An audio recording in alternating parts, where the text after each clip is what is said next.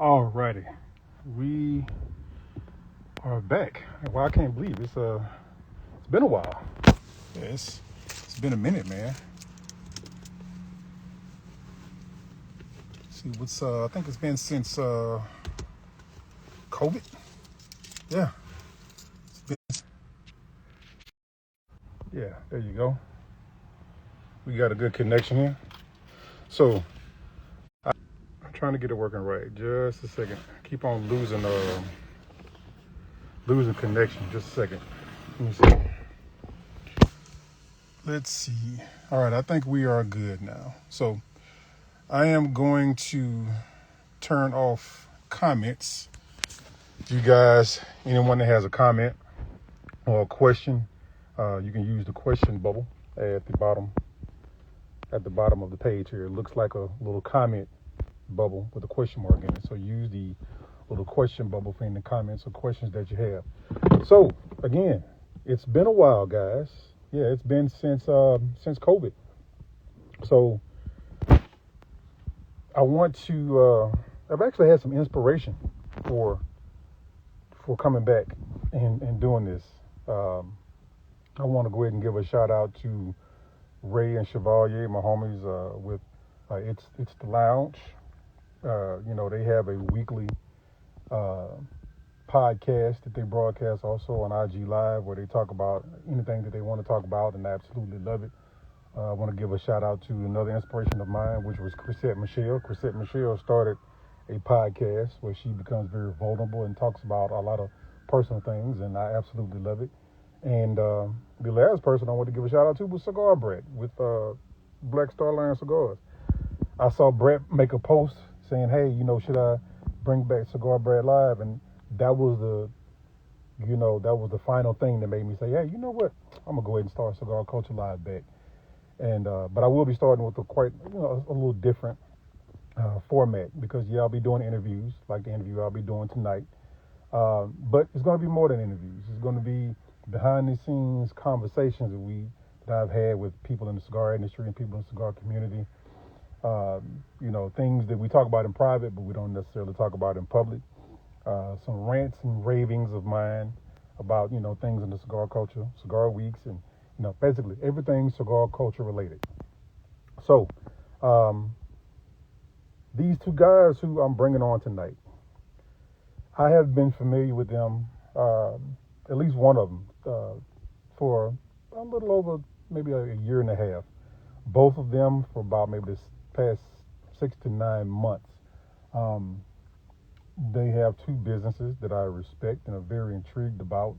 They have brought me into their group to be they made me an administrator, as a matter of fact, but they also have brought me in to kind of add some feedback, here and there or whatnot. And I really do appreciate them for allowing me the latitude to, share my thoughts. I wouldn't necessarily say expertise, but definitely share my thoughts or whatnot. Just 1 second. Let's see if we can go ahead and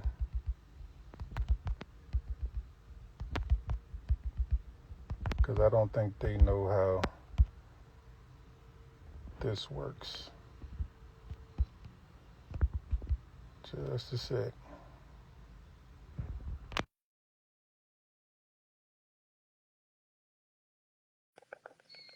Giving them an invite real quick. All right. There you go. There's one. And then we There's just need to one. get farmhouse blends in here. There Daniel, we you Beautiful. were in go. we were in another So, live account there, man. We had created it on our feed. It yeah, I saw doesn't that. I was like, what's it going on? it doesn't Yeah, matter. yeah, It doesn't matter. Everything should share now yeah. that everyone's here because we're all Yeah. basically Believe just it or So, not, it's collaborating. Peter and I's first time using that IG live feature. I think No, it's I used to long do this with overdue. Gonzalo. I used to do this with Gonzalo once a week when I had my fitness business. It's a very nice feature, actually. I like it a lot. The nice thing is we're all sitting here, but basically Instagram's doing the work for us, and people will start yeah, hopping in. exactly. We already had about 20 people in the other call, so I'm going to try and get everyone to start joining. We'll give them a second. I let everyone know we're switching servers. Um, we'll just give everyone a second to get in here, and Yeah, then so we can start, getting before I this got you going. guys in here, I was kind of so I'm kind of well, the people who already followed my page before they knew this. You guys are new to this, so I started Cigar Culture Live back during COVID, like when everybody was starting the IG Live, or as a matter of fact, I take that back. It wasn't even IG Live because IG Live hadn't even come out yet. I don't think everybody was doing Zooms. That's what it was. Hmm. And then I think Instagram kind of saw that people were doing all these group What is it? Zooms off the platform. Pre-COVID? Hmm? Pre-COVID or during COVID? It was like right during at the height of COVID, Yeah, like right yeah. when you know people couldn't go anywhere, stuff like this. So everyone was kind of doing it to kind of stay in contact with each other, right? Right. So so yeah, I started one and it was on Zoom. It was called Cigar Culture Live Zoom. And then I think, sometime later, uh, Instagram kind of started seeing that people are doing things off of their platform. And they wanted to kind of bring it back. So then they started doing this. And I think it was just maybe you could do one person, then it was two, then it kind of evolved into a maximum of 4 people that you could do Right. on an IG Live. So, I haven't done this since the height of COVID. You know what I mean? Well, it's funny because I see a lot of brands still really active on the IG lives, and it's a good way to kind of record content.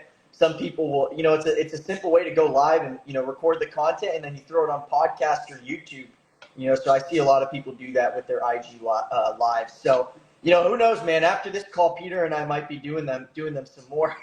Well, yeah, I just I've done IG lives on my other platform, but on this particular platform, which I designed this just for this purpose, Right. I just kind of abandoned it, because I was doing other things. I was like, I didn't have the interest, I didn't have the drive to do it. So, before you guys got on, I was giving some shout outs to some people who were my inspirations for bringing this back, and those a couple of friends of mine or whatnot. And so basically, when I decided to bring it back, I was trying to decide what was I going to do first. Was I going to do an interview? Was I going to do a panel discussion? Was I going to do a rant and raving? What was I going to do? And I thought about it. I was like, you know what? Let me see if I can get Nico and Peter on. Like, that would be the perfect guest to have as my initial guest of rebirthing Cigar Culture Live. So thank you. Man, I think Go it's ahead a and clap I think this. it's a great concept. It's funny, Damon. I don't know if I told you this, man. I tried to pick up podcasting, and I had a couple podcast videos. Sorry, I think you guys lost me there. But man, it's labor intensive. To do the lives, you got to schedule them out. Yes. So one of the cool things I think that live brings to the table is like you don't have to go through all the post processing. Right. Whereas like on YouTube, man, it's competitive. I mean, I was editing on a platform called Riverview, or Riverside, I think it was Riverside. It was Riverside because that's the one that my guys who do it's the lounge. They do it on Riverside, then they broadcast it on over to either they broadcast it to IG or they just have their phone set up so they can do it simultaneously. Right. Right. Yeah, it's a lot of work, man. I have a lot of respect for people that do podcasting, YouTube videos, live feeding, like streaming. It's a hard platform, but it's cool that you're doing it in the cigar industry. I don't think a lot of people are actually even doing that. I mean, we follow a lot of cigar industry professionals. I have a couple clients that go live periodically, but I don't think there's a page dedicated to just going live and shedding, some insight in the cigar industry, man. So Well, yeah, because there's really to be honest, there's really no need just to have just one IG account just for doing lives, or whatnot. I created it because it was like, well, I didn't want to confuse it with my other platforms. You know what I mean? So I just kind of created a separate platform just for this. So, but I do, again, I thank both of you guys for agreeing to be here because, both of you guys have businesses that I admire. You guys have businesses that I think are very, very useful. All right. And I wanted you to get on here and tell your story and for us to have a deep dive into what it is you guys do and really like what's your why and the benefits that you guys provide. So before we kind of get into this, I'll just do left to right. Peter, we'll start with you. Kind of give us a little bit of your background first, like who you are, your passions and things of that nature. Go Got right it. ahead, Peter. So I'm Peter.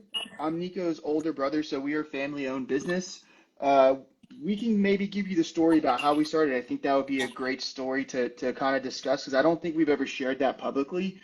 Okay. And basically, believe it or not, I have my doctorate in physical therapy. So Oh, while I really? was studying in school, Congratulations. yep, so I treat sports medicine patients, knee replacements, ACLs, anything across the board, rotator cuff surgeries.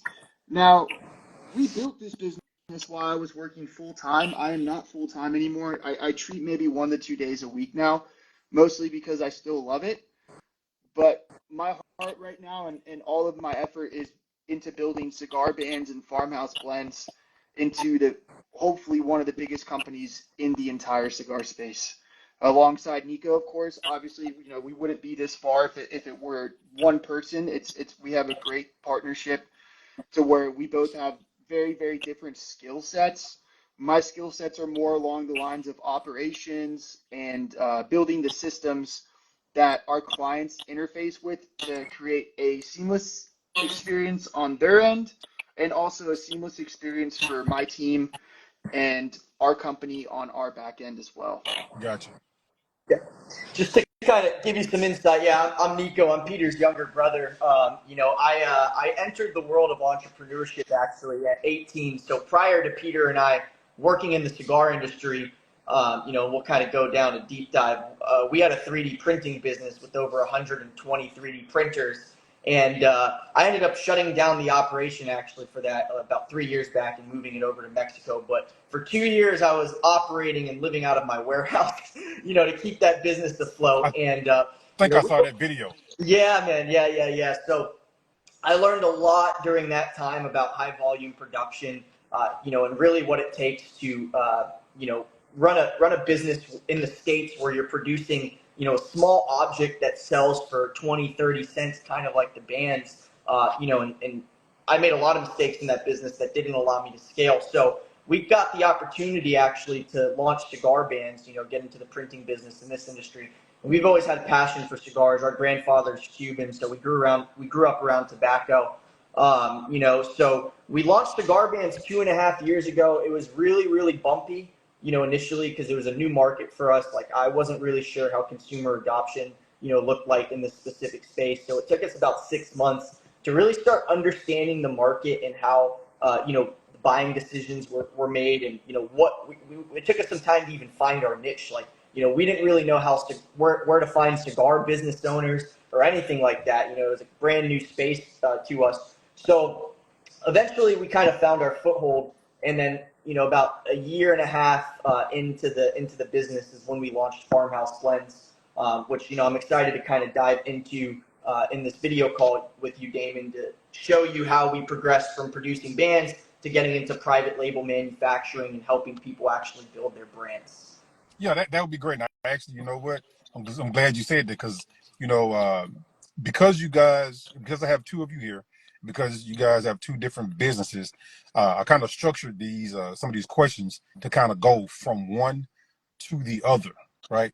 So I'm glad you kind of brought that up. So first thing I want to get into is kind of diving in a little bit deeper into that whole cigar bands thing. Like you kind of touched on it, but how did you really kind of like get into it? What made you say like, hey, you know what, we want to start producing cigar bands for the cigar industry?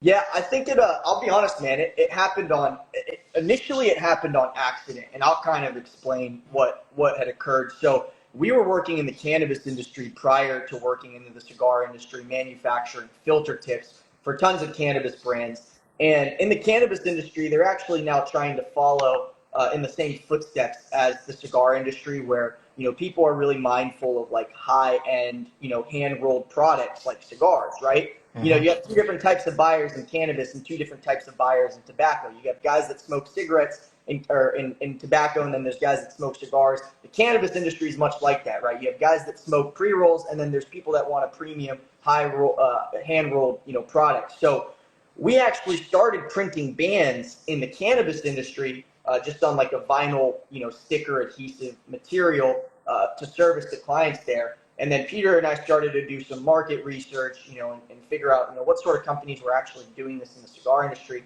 here in the States, and there wasn't a lot. And I've always been, I was always, even prior to working in the cigar industry, fascinated by the artwork and, how companies in the cigar industry displayed their products. So it was, I don't want to say it was an easy transition over into the cigar industry, but it made a lot of rational sense to where we were at in the business with Biochem, and things not really going according to plan there for us to kind of segue into the cigar industry, which for those who don't know, the cigar industry and the cannabis industry are very similar in the way consumers adopt product, but they're very different in the way of how people conduct business. So the cannabis industry is a much more immature market, whereas the cigar industry, this has been around for 300 years, right? There's companies that have been in business here for 150 years. So there's a lot of family-owned companies deeply entrenched into the cigar industry. And it's a more professional industry. This is the analogy I give to people. Cannabis industry is new money. The cigar industry is old money. So, it's for us, it was Fair one of comparison. those things where I wanted to change in my life. I wanted to, work with, people, older, more experienced people in the world of business. And, the Bandz was an easy vehicle for us to get into the cigar industry. So I hope that answers that question. No, it does. Did you have something you want to add on that, Peter? No, I mean, I think that's, really how it all began. And, I think for us, always kind of listening to what our customers want has led us down a bunch of different rabbit holes. And I won't even just say the cigar industry. I think majority of what Nico and I have found in success, believe it or not, has always been listening to our customers. Personally, I never thought I would be involved in this space, but because our customers led us in this direction, we continue to lean into what our customers were giving us, the feedback that they were giving us, and even until this day, we continue to kind of hear what the customers have to say, and that's really how we've been able to pivot all of our businesses.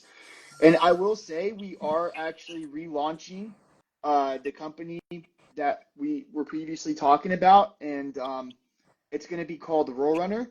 So basically, to give you a little bit of information about that, what we do is we do full private labeling, very similar to what we do in the cigar space, without the cannabis, but we do the filters, the bands, and we build everything together for our customers to basically plug and play in that industry as well. Now we've learned a lot about manufacturing. I think at one point we were probably spending, I don't know, anywhere from 18 to 20 hours a day in the warehouse. Nico was sleeping in the warehouse, living on the floor. And I think maybe giving them the actual story of how we got to this point, because I've gone through this at a couple business events where I've been lucky enough to speak and present.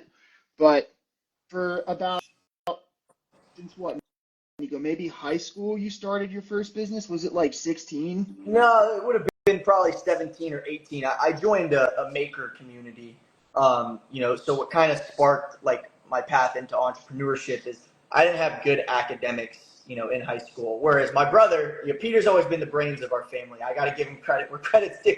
I mean, he's a doctorate in physical therapy. So when I graduated high school, I struggled to get into, any of the colleges. So I ended up joining this little maker space, where, people developed products, and, there's a lot of like tech guys that were tinkering with 3D printers and, electrician work and things of that nature. And that's really what got me to start tinkering and working on developing products. And that's honestly what sparked the first launch of our first company. But our path to getting into cigar Bandz was it was a little bit different. By that point, I mean, we had some business experience, and it was I would say it was a good ship for us to jump into, because we're working with some of the best clients I've ever had the opportunity to work with. I mean, it's like I said before, it's a very mature industry, and people in this space are very professional. So I don't want to go too deep into the nuances of biochem and all of that, but I will say this: entrepreneurship, it's not always the prettiest path, and we have a lot of new time cigar brand owners that we partner with that are looking to bring their lines to market and do something unique, and it takes a lot of work and it takes a lot of effort, and there's a lot of sleepless nights that go into what it actually looks like to create your dream from nothing. So yeah, I think that that kind of covers that.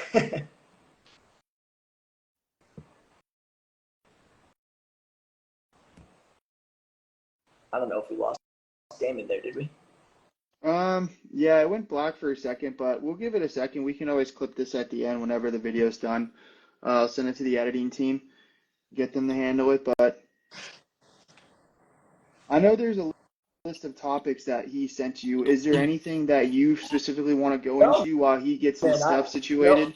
I'm definitely excited to kind of go into some more depth with Damon on the questionnaire he has regarding like Bandz, and private labeling. And I think that is going to be really helpful for some of our community members to kind of get a better idea of what this process looks like from A to Z.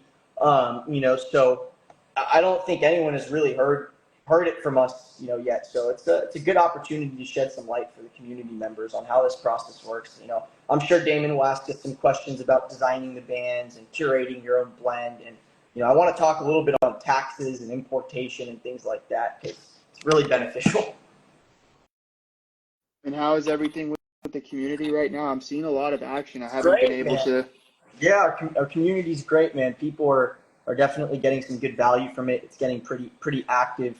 So yeah, eventually, hopefully, we can start doing events with the help of Damon. I know Damon wants to be involved in some of the events that we're planning on doing. So I think But yeah, if you all are, if you're watching this video and this is something that interests you, maybe you already have a brand or you're looking to start your brand, this is something that you want to learn more about.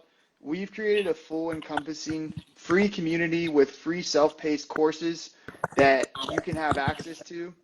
The community website is fhbtraining.com. So FHB short for Farmhouse Blends, fhbtraining.com. Again, it's fhbtraining.com. Feel free to get in there, introduce yourself.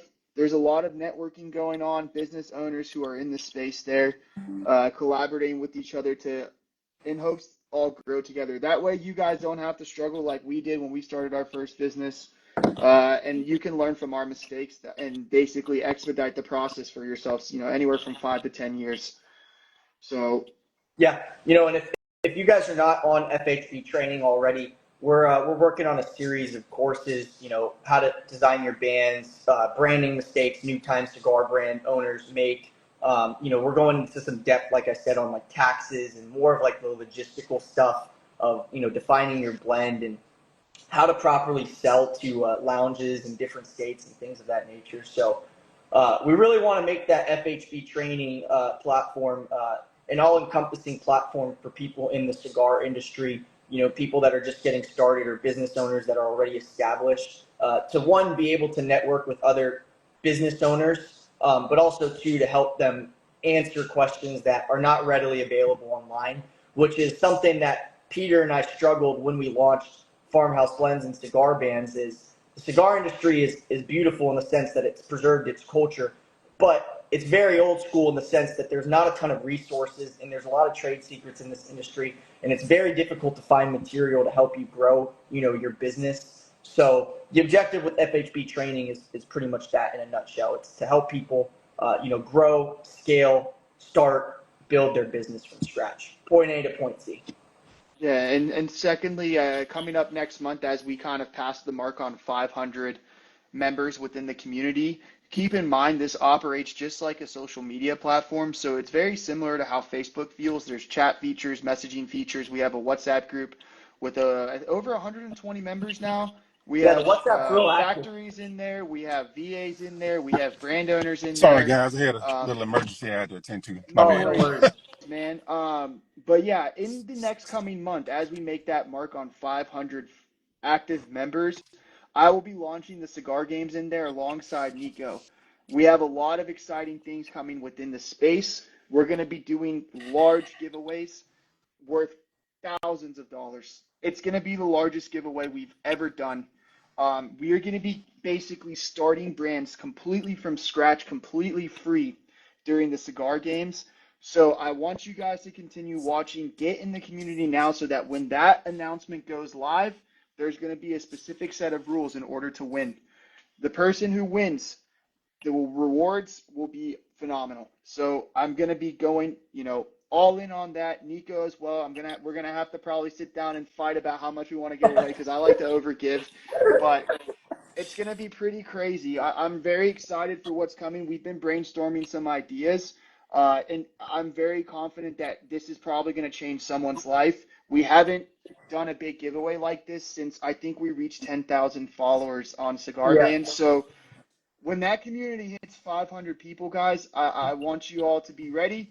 It's going to And be a fun Damon's time. been a big help to the community, man. I mean, Damon, you've helped us out a Oh well, lot, which I appreciate it, man. yeah. I haven't been really doing much lately because my attentions and energies have been somewhere else. But yeah, I appreciate being a part of the group. Well, this Yeah, is man. an Well, extension of everything as well. you know, So, I mean, I I think. appreciate all your insight. I mean, when Peter and I first were building it out, man, you definitely provided us with a lot of valuable insight. You know, and we're going to continue growing the community. So, but yeah, Damon, I kind of went into a little bit of depth on like how we started Cigar Bandz, how I started, you know, my path on entrepreneurship. But I'm definitely ready to dive into some of those questions that you had laid out for us, man. I'm excited to hear them. Well, one of the things I wanted to kind of ask you guys was like, all right, so you look at the inception of Cigar Bands, not your company, but the idea of Cigar Bands. So you go all the way back to whenever it was when cigars started to be, smoked for more social reasons outside of the traditional, for either medicine or religious purposes. The very first cigar bands were used for functional reasons. They were to keep the cigar aficionado's fingers clean from either the scent or the stain of touching tobacco, right? Then later on, it evolved into more intricate designs and to kind of separate one brand from another. Since you guys have been in this space, what have you seen as an evolution of cigar brand, so of cigar bands? Yeah, I think that's a great question. Honestly, and when we kind of go through, so for those who don't know, you know, not only do we print bands, one of the things that makes our company on the band production side so special is that we offer, you know, full design services from, you know, creating logos to helping people execute on their band designs. And the design is the foundation for how your cigar bands will print, right? At the end of the day, you know, we're printing paper. It's nice paper, you know, it's gold paper, it's embossed paper, but bands in their own sense are art projects, right? So to kind of answer that question, and I'm going to take it down two paths, we've categorized art in the cigar industry in four different styles. And while I know you can kind of, you know, argue and segue down, you know, different styles of art, whatever, this helps us design our clients' projects and it makes it a little bit more streamlined, right?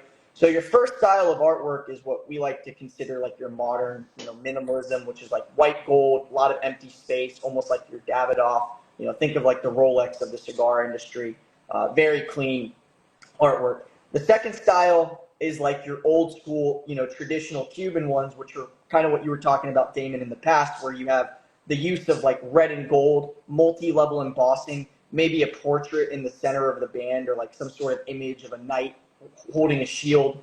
The third style is like, you know, abstract. So like think of like Opus X, right? High society, not a lot of straight lines, very intricate artwork, a lot of filigree. I mean, those projects are legitimate art museum projects. Like you could put the band in a museum and put it in the little portrait and people would be like, okay, this is fitting, right? So I don't know if you're familiar with that Opus X High Society band. Damon, have you seen it yet?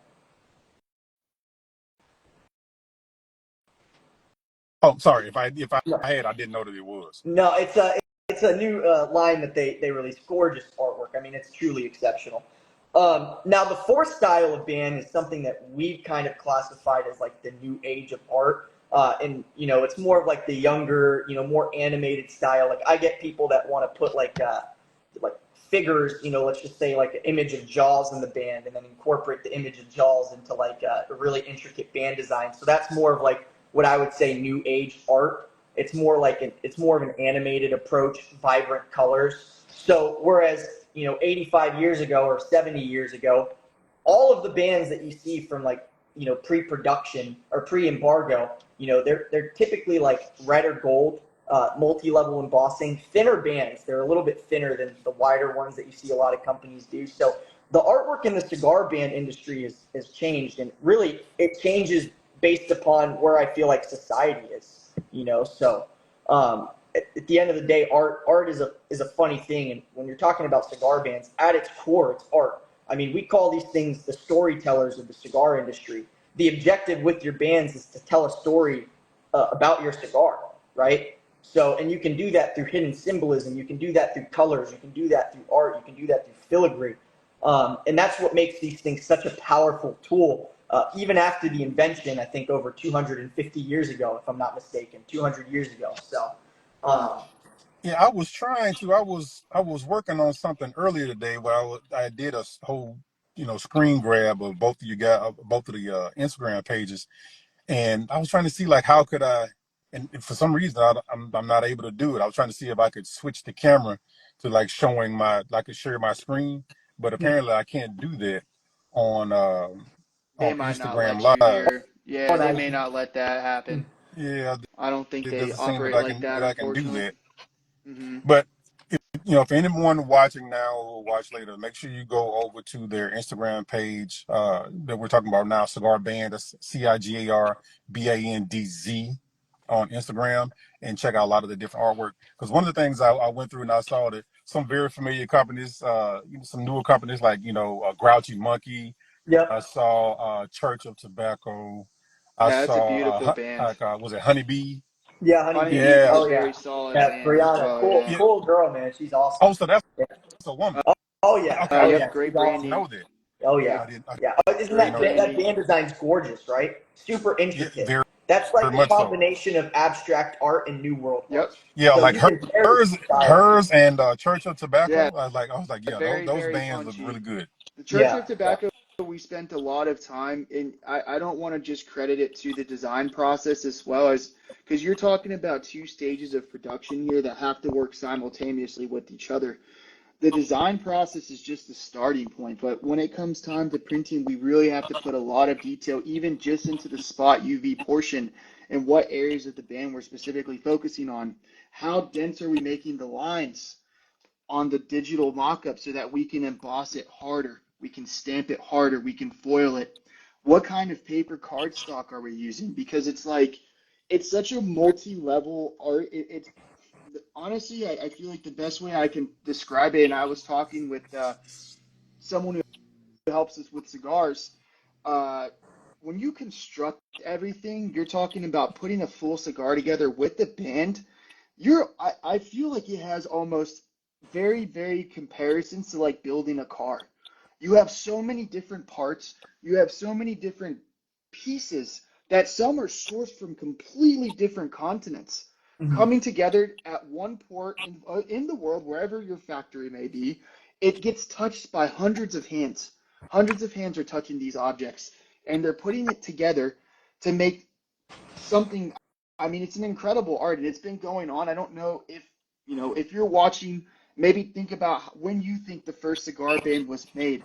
And I've looked into some of the history, but this has been going on since the 1800s. Yep, And the first cigar band was actually made in Cuba by a Dutch fellow. His name is Gustav Bach. yep. He's credited and coined with making the first cigar band. Now, completely different style Was that back then, lithograph? obviously. Yeah, it would have been the oldest form. And then right, you're having to manually make the die cuts or cut it by hand. It's not going to be digitized.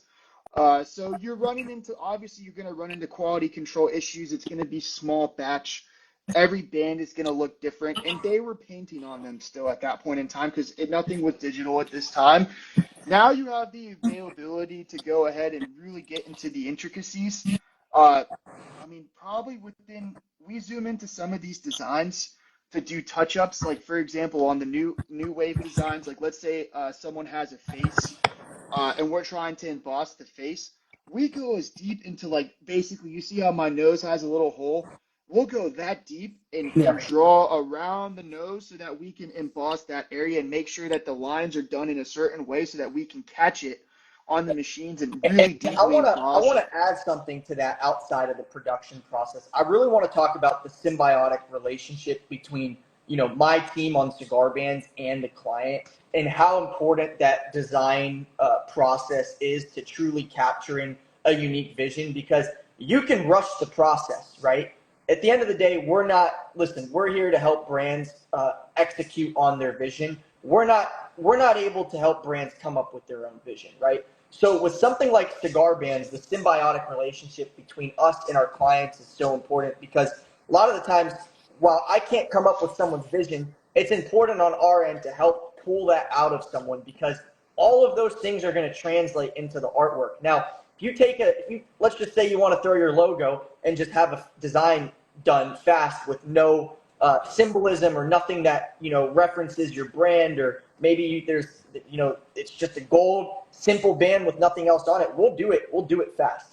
But the projects like you were referring to, Damon, Church of Tobacco, Yeah. Fumando, the ones that you can really notice there's a clear difference in between the execution process, are the projects where the clients actually treated the band as an art project, right? When you treat it like an art project instead of a finished product, that you just want to get fast, what can be done on the bands is truly remarkable. So Yeah. it's funny that you even brought up the word fast, because I was going to ask you guys something. So there's this saying that goes, when a company is producing a product, you can have it done three ways, and I you can know only this get saying. two. You can have it done fast, you can have it done cheap, and you can have it done good. If it's fast and cheap, it won't be good. If it's good and fast, it won't be cheap. And if it's cheap and fast, it won't be good. True. You hit it out of the ballpark with that one. Hold on. I think I may have skipped one. What was it? That No, was no, that's perfect. That's the saying. cheap That's and the saying. fast, it won't be good. Cheap and good, it won't be fast. Fast and good, it won't be cheap. There you Yeah. go. And And there's I've definitely said that to customers before, because at a certain level, some people think this is just taking my phone, going to an image, taking a picture of the image, and then slapping that image onto a cigar band and expecting it to print magnificently. Like it doesn't work like that. So it has to be very, very detailed. Unless you just want to create a mediocre product. right, I'll be honest with you, I don't even like those projects coming through the system. right. I don't. I truly don't. I want our team to be challenged to really work. Our design manager is an incredible artist, Yeah. right? I've been designing myself since I was 14, 13 years old. And what are we at now, too? We have 7 graphic designers, I think, on the More team. now. At this point, I've got about 15 to 20 between both teams. Yeah. Wow, you have that many. Well, we continue to scale. And the way I'm kind of doing is I want all of our guys to stay busy. So I've spread our design team across multiple segments. Some people we have working on logos. Some people we have working on UV bands. Some people we have working on foiled and embossed. Some people we have working on just tracing. So like, let's say a customer does have that screenshot.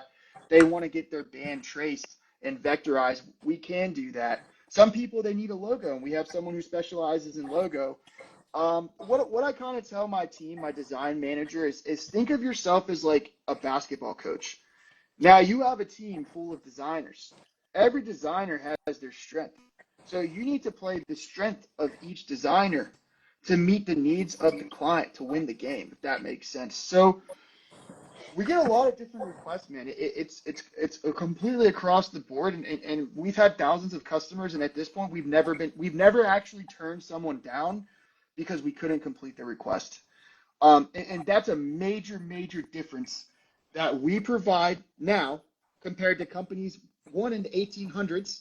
You didn't get this level of customer support or service. Mona right now, our operations manager and design manager are both on calls. They're on calls every night with customers, nor any other company in the space. I truly believe that there is no team in the space that is doing the level of detail that we're doing here to ensure that we can really bring these businesses to life. You get one shot. One If shot. you're launching your product Mhm. for the first time, you get one first impression. I don't know Yeah. how to stress this enough to people. I have tried. And I You want to get touch on one that. And first and impression. that's the case 100% if your objective is to push your cigars into lounges or go the direct to consumer route, right? If you're doing outside events, like we get people that, do a lot of outdoor events and they just need a simplistic band for maybe like a wedding or things like that, and that's okay. But if your objective is to push your line, and we have tons of clients that have cigar lines that we also manufacture the cigars for all across the U.S. I mean, to really emphasize on what Peter's saying is first impressions in this industry are not really like other industries. This is very much a visually, aesthetically, derived industry, meaning that your artwork and how your company and brand is displayed will directly contribute to whether or not it's being purchased. So these are not 100% guaranteed statistics, but based upon conversations that I've had with industry professionals, people say that 80% of all consumer adoption in the cigar industry is based upon your visual appeal of the brand, right? Like most consumers, I would not doubt that. yeah, Wouldn't doubt it at most all. consumers when they're going to lounges. I mean, Damon, you and I have had one-on-one conversations about this for an hour. Most people don't know the difference between a Connecticut Habano and Madura, So, and we're talking about sometimes people that have been smoking 5-10 years. So a lot of people, even me sometimes that knows a good bit about cigars. I'm not an expert. I'll sometimes listen. My favorite band design. I love the Undercrown. I love the Undercrown band design by Drew Estates. Not a fan of the cigar. I love the artwork, and sometimes I'll pick it up because of the artwork. But for me, it's like a 7 out of 10 on the cigar scale, 6, 7 out of 10. So people buy based upon the aesthetic of the artwork, the boxes, the bands, how you're telling the story. That is absolutely right. So to that point though, so let me ask you this: there are different companies within within this area of cigar band printing, right? If you got Three Rings and you got just like a whole bunch of different companies, right? What advantage does cigar bands have in this space against their competitors? Yeah, I think I can answer that question really clearly. When we started Cigar Bandz, it was an interesting path to get started with the company, but Peter and I's passion has always been, even with our other companies, in helping other business owners succeed. So I like to say beyond the bands, beyond the cigars, where our passion really derives from, and that's kind of why we have these things with FHB training, and all the resources that we do on there. It's helping people that started from nothing like us. We don't come from a rich family. We come from a family of immigrants. My family had to work very hard to, make a living for what they had in the States. We don't have entrepreneurs in our family. So Peter and I had to spend 2 all-nighters a week sometimes, pursuing the path, developing our business, connecting with our clients, trying to find our niche to ensure that we built a scalable business. So to answer your question, our advantage to helping our ideal client, which is boutique brand owners or people that are trying to establish themselves in the cigar industry, succeed, is our ability to resonate with them and build systems around that specific type of client, right? Because we want those people to win. In order for them to win, we have to work around their strengths, and build systems around their strengths to make the process streamlined and simple, right? So, we didn't launch Cigar Bandz to work with every single cigar company in the nation. Hey, if we get a big client that wants to do 1.5 million bands with us, great. Our objective is to help new time brand owners, boutique brand owners succeed in this industry. That's our objective. So we build around that. That's what we do. It's the same thing with farmhouse. You guys mentioned Grouchy Monkey earlier. Who built his website? We did. Who built his product page? We helped him. Yeah. Who set him up so that he can take online payments and be compliant with the laws? Yeah, we helped him. Yeah. What other I didn't know that you guys. And I listen. And you got my word. And you can call me. You can call me at 11 p.m., 1 a.m. at night if that's something that you need help with, and I'm available. I'll answer your call to help out with it if you're one of our clients. So check this out, Peter. That was a great segue. Great segue. Because my next question was going to be this. All right, so I wanted to kind of transition from cigar bands over into farmhouse blends, right? So there's a few different ways to get into the cigar industry, right? One of the ways is, you're going to kind of do it by yourself, right? Because I was talking to Lee Marsh, who's the owner of Stolen Throne Cigars, and he was saying that, the best way is to not have partners, just kind of do it by yourself because you don't really know what you have just yet, and you don't want to be giving away pieces of your company when you don't know what you have. So for someone just starting out in the industry, you start off by yourself. Say I think you're somewhere in the range of $50,000 to $75,000. You're going to work with a known a known factory, but it's not a huge factory. Somebody's probably going to require you to do a minimum 5,000 cigars. So that 50 to 75K is going to pay for your new cigar being made. Is going to pay for boxes. It's going to pay for bands. It's going to pay for cellophane. It's going to pay for imports. It's going to pay for shipping. It's going to pay for taxes. And now, tariffs. And I'm pretty sure that number may have gone up to maybe even $100,000 because of the rising cost of tobacco and the rising cost of manufacturing, and of course, yes, again, the tariffs.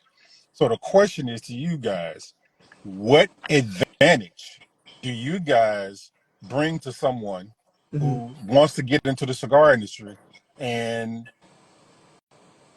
that's it. That's the Yeah, question. They want to yeah, get yeah, started. yeah. Great, What great advantage do question. you have? And they There's don't really have the two. resources.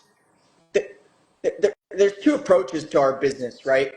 On farmhouse blends. And we like to categorize it into these two approaches because they work very well for specific types of buyers. So there's the wholesale segment of our business where really the objective is if someone wants to start their cigar brand, but they don't have the bandwidth and capital to, spend $6,000 on a private label line, what they can do is order from us pretty much on an a la carte basis, meaning they buy the amount of cigars that they need, they purchase the amount of bands that they need, they purchase the amount of boxes they need.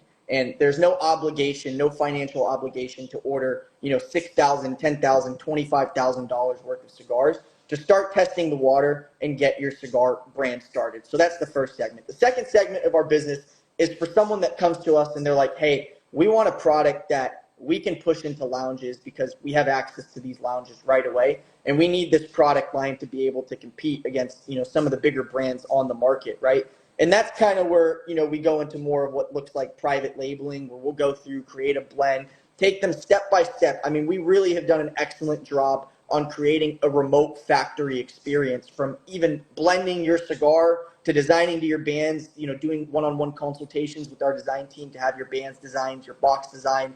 So those two segments are really useful for two different types of clientele. But ultimately, the objective with Farmhouse Blends is to help people who don't want to spend $75,000 to launch their cigar line, that want to see if this is a space that they can actually, make their mark in without a massive investment. Even on the private label stuff, man, our MOQ is only 1,000 cigars, and that's fully branded door to door. So, ultimately with that segment of our business and the reason why we got started in the cigar space is this was another accident. Listen, I never wanted to get into wholesale distribution production of cigars, Damon. I'll be completely honest with you. The reason why we ended up in this space is because I had clients that were reaching out to us for bands, trying to get their line started because they saw the artwork and they were like, oh, this is something that I could do. This is really cool. I've been smoking cigars for 10 years. And we were sending them to our partners overseas, and conversations were getting lost, and people started to get unmotivated. So the reason we got into, the cigar production in the first place was to help people accomplish their goals. I mean, that's ultimately it in a nutshell. So, and we have a different approach, to our model. We're here to help people succeed. It's not like we're just manufacturing the product and then that's it. You're done. You'll never hear from us. Honestly, on the contrary, it's the complete opposite. I'd rather you never purchase a thing from me in the first place and get value from like our community and FHB training and our community members and really feel comfortable to start your line. Like Peter and I are all about giving away free value because, Damon, you and I have talked about this. An educated buyer is a good buyer, right? Yep. I don't want people to hop in the cigar industry and think it's just sunshine and roses. It's a hard industry to make it. And while it can be very rewarding, there's a heavy workload that goes into this. I mean, we're not even touching on licensing or taxes. I mean, it's hard to even find details about that in your specific state. It's borderline impossible. That's one of the main reasons I created FHB training in the first place, is because when I started this, going down the rabbit hole of trying to get licensed and figure out what we had to pay taxes, man, I was pulling my hair out. It was very It's difficult. terrible. You Hey, know? I would like I'm to add on to this because we're very soon we're going to be taking everything to the entire next level. We're going to take the boosters on this rocket ship and send it at 3 times the speed. So we've been very closely building a team behind the scenes. Right now, we've onboarded about 200 support agents. We have people that are going to be very focused on helping brands get their tobacco license, either get their retail or wholesale license in their state, set up their LLC, right? We're building a team to help with web building, setting up your calendar, getting appointments, getting a website, getting a POS system that's proper, right? Not every POS system you can sell cigars. We have a team now that's dedicated to help set up POS systems for people. That way you guys can actually take payments for cigars, and all of a sudden now you don't run the risk of your funds getting held because you're selling cigars on Stripe or It's PayPal or happened to Square. us. It happened to us when we were starting. When we were starting, we didn't know. You have to learn. Unfortunately, if you don't have the proper resources, a lot of the times you have to learn by trial and error. But with the proper resources, you can avoid the mistakes that people make, by simply just seeking help, and kind of to touch on that, Peter. I mean, the processing is a massive thing. I mean, we've heard horror stories of that, of people setting up a processing account with Square. They process $6,000, $7,000 in payments, and then Square says, hey, we're gonna hold your funds because you're selling cigars. I've heard that. So yeah, it's a hard industry, man. I don't It's no joke. know if Peter, your what do you call it? Your pause right now, Peter. Yeah, I think you cut Thank you. out there. But something you said that you were talking about the conversation that you and I had before about having about to educate the customer or whatnot, and I've recently kind of gone back on that, and I don't mean completely, but just I've edited that, right, because I made a post on Facebook the other day that said that we live in a time where we're trying to find balance between blissful ignorance and painful awareness, right? Right. And I've thought about that in regards to kind of like what the conversation, your reference that we had before about an educated customer. And I think the sweet spot for an educated customer is like right there in the middle, because Dude, you don't you I don't couldn't you don't agree with want you a more. completely ignorant customer, but you don't want a customer who feels like they know every damn thing, because then Right. those are really tough customers to deal with, Right. because they don't feel like you can tell them And, anything and because they feel that's like they know and, everything. and, So you and want that's just enough education to and make an Damon, that's informed buying anyone decision. in to even add on that, that's anyone in life. You don't want to be a business partner with someone that thinks that they know everything, Right. right? Those people are just as difficult as the people that don't know anything. So I agree, man. I mean, that's a good census on that. See if So we can get Peter back in there. Let's see. there's definitely a balance, man. There's a balance to everything, and I wanted to touch too on one of the points that you made in this call about the gentleman that you spoke to saying that you should do everything on your own, and I've definitely gone down that path as an entrepreneur. There you go. Now But we got him Ray, back. Ray Dalio Sorry, has a boys. has a My phone completely overheated there. I don't know what happened. Let me go sit no, out because it's super hot. well, I wanted to just finish that because, Damon, you had meant something about the gentleman that said, in business, it's better to do everything on your own. But I don't agree with that. And I've been That's an not true at entrepreneur all. that's gone down that path. And Ray Dalio, Well, to make sure we quote him right, what Lee Marsh of Stolen Thrones was talking about was specifically in the cigar space of just starting out with cigar business. He said he was talking about not having a partner, someone who had partial ownership in the company, as opposed to, he wasn't saying do everything yourself, like don't even reach out to people who can help you. He was talking about specifically not having a partner, like a having business partial partner. ownership. Yeah, not Yeah. having someone who had partial ownership in the Does he company have a yet. lot of money? Who, him? Yes. uh I don't look, I don't know about Lee's pockets. All I Does he can tell have a you lot right now of is that time? Does he have a lot of i time? think I think he has quite a bit of time. Yeah. Yeah. Different. Look, man, it's not in business. It's not if you find the right partner. It's not 1 + 1 = 2. It's 3. Yeah. No, I would say it's 1 + 1 = probably like 11 or 12. Yeah. Nico probably manages a team of 6 to 8 people, and I manage a team of like anywhere from 6 to 8 people a person. You see what I'm saying? It's not 1 + 1 = 11 in business. I'm sorry, it's not 1 + 1 = 2 in business. If you set up the systems properly, it's way more. So if you have the finances to where you can hire other people, you don't have to bring on partners. But you also need to know the roadmap. You need to know the blueprint. You need to know exactly what you need. Now, contrary to that, a lot of people they get into business and their first partner is their friend because that's all they have. And their friend has the exact same skill sets as them. Or I would none. argue that Or that's a none. terrible decision. That's a terrible Or decision. Going into yeah. business with your friend because he's your friend for the sake of nothing else is the worst decision you can Oh make. yeah, we see that a lot in the cigar industry. I mean, to kind of touch on that, yeah, I do see a lot of people rush to get their business started, and instead of being tactical with their partnership, I mean, they rush to do business with whoever's the first person to say that they're interested in. I've made that mistake, man. I've made that mistake, and I've been burnt. I've been burnt really, really bad, in the past with Well, you know some what? of my endeavors. I think that we do that because for a lot of people, it's low hanging fruit. You know, instead of us doing the work to go try to find the best person to fill in the gaps. Like, or for instance, I'll say that I'm very good when it comes to being creative and thinking outside the box and all this kind of stuff. But I absolutely hate bean counting. I absolutely hate doing contracts. I hate, all the little back office stuff. I hate doing that kind of stuff.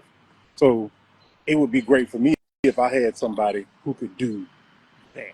And it's so funny, right? Because Peter's my brother, but like we're very different. And like you can even ask our parents in our upbringing from adolescence to where we are now.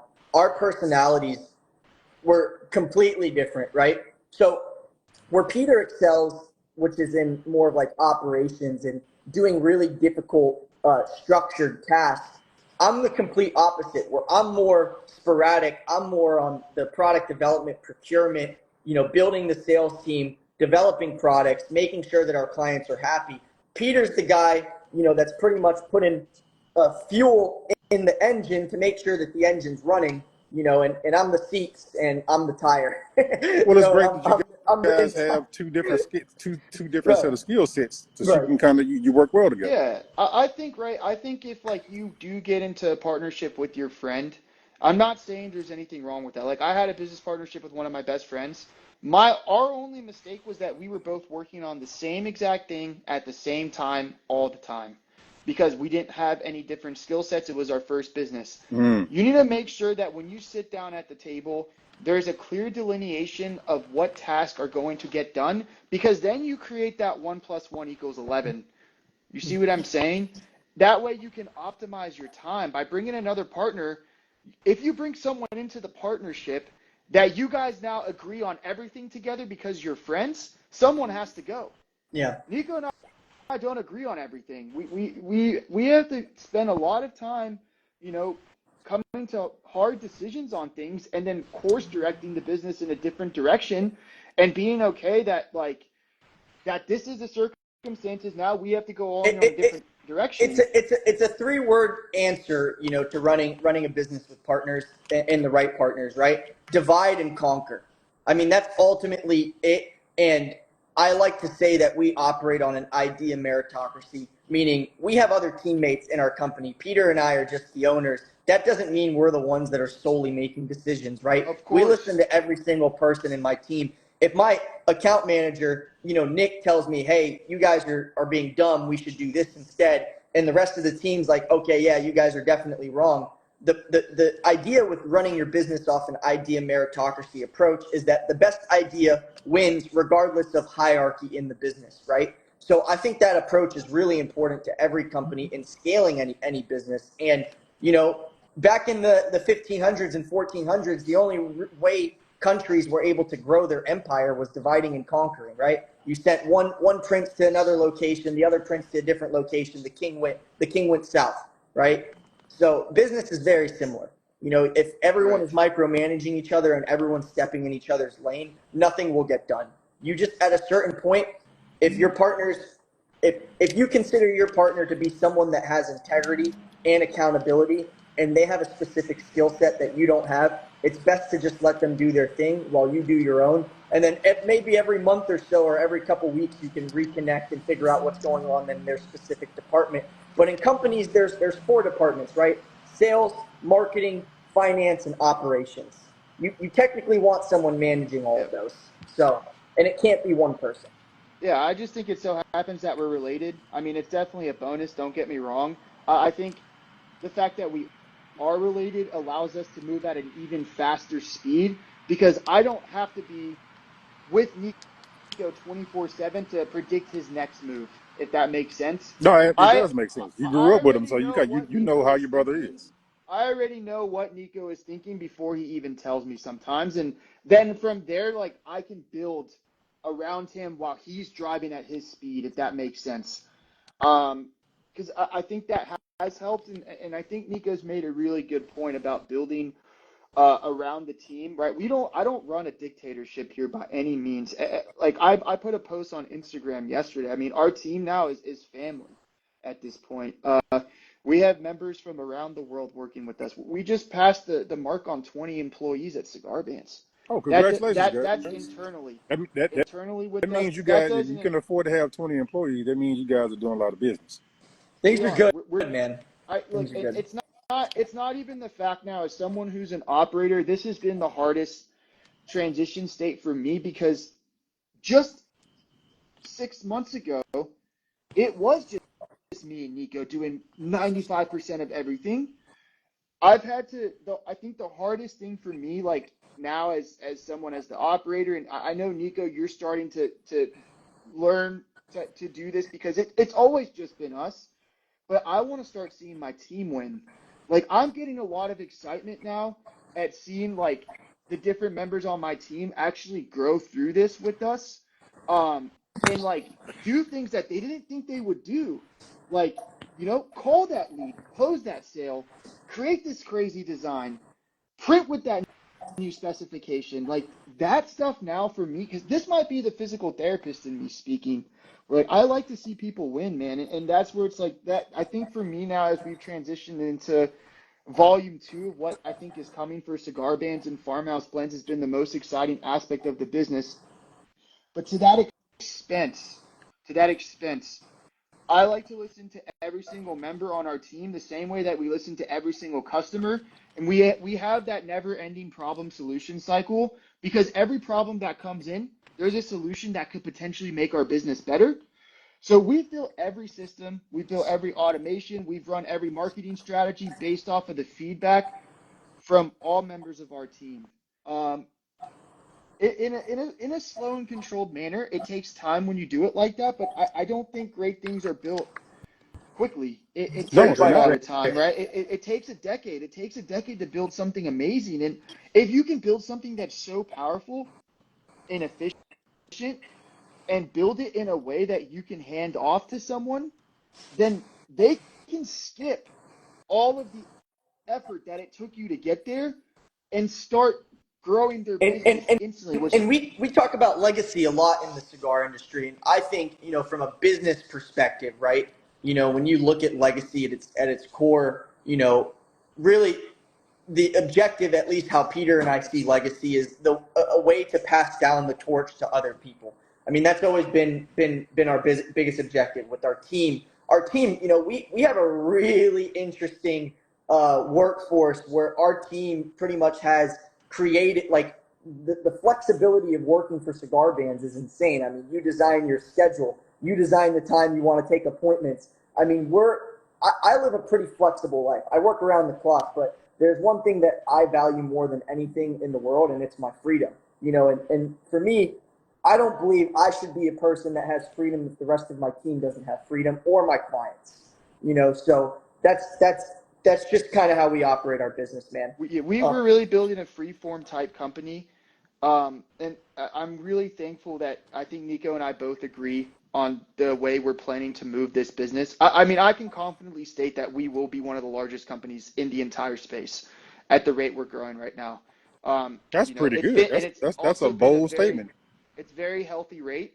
It's a very healthy rate, but I'm very certain within the next 5 to 10 years, our systems, our software, our team is not only going to be, maybe at the forefront of the space, but we'll be behind the scenes pushing other brands to the front. That's the goal. I don't need to be the one that needs to be on stage. I don't care about any of that. I want to be the person that helped this person get the expo booth with the overhang, and they're at the first booth, and all the people are coming in, and I can come in and record with my camera from the sidelines and just with a big smile on my face, like, you made it. Like, that's what I want to be. I don't want to be the quarterback, if that makes sense, right? You look at an NFL team, everybody knows the quarterback, but nobody knows really the assistant coach or the offensive coordinator or the business guy behind the scenes, the president of the company, who's just as essential as the quarterback to push the actual operation forward. I think there are really, really many different levels to this. And I think, maybe one day as if we get older, we get to the point where like we've done this and everything's really fine tuned. Maybe Nico and I start a legacy cigar brand, San Pedro Cigars. I don't know if that's what the future entails. But right now, I think our main focus is just let's get these companies going. Let's make this as easy as humanly possible for the companies to get going. Like, put cigar bands aside. Yes, I like to tell this to our sales team. We're not in the business of selling cigar bands. I think a lot of people think we sell cigar bands. We don't. Cigar bands is a component of our business. We're in the business of starting businesses. Right. So that's what our main goal is, to start other companies and watch them grow. Now, if you happen to get success and you'll come back and buy cigar bands, sure, that's cool. But that's not the direction our ship is really moving right now. So basically, And what you're saying is, if I'm understanding it right, cigar bands is just, you may have even just said it outright, the cigar bands is just a component of the It's just larger piece of it's the a pie. byproduct of what we're doing, of what we're Okay. actually doing. it was the entry I mean, into the market. the Bandz is such a small percentage of what Peter and I's day to day, tasks look like. At this point, the Bandz is completed. Our objective is as stands. It's to watch people succeed. I mean, that's it. The bands are great. We can design them in a way that makes your brand stand out. But then what? After? What happens after you get 1,000 bands or 2,000 bands? And Damon, you're very good on social media. I think we can agree. Most people don't have the same skill set that you have on social media. I mean, it's difficult. It's a full-time gig, man. You have pages that have 5,000, 6,000 followers. That's not something you can do overnight. And that's coming from a person that I've built pages with thousands of followers as well. Cigar Bandz has 10,000. Farmhouse Blends has 3. My other company has 20,000.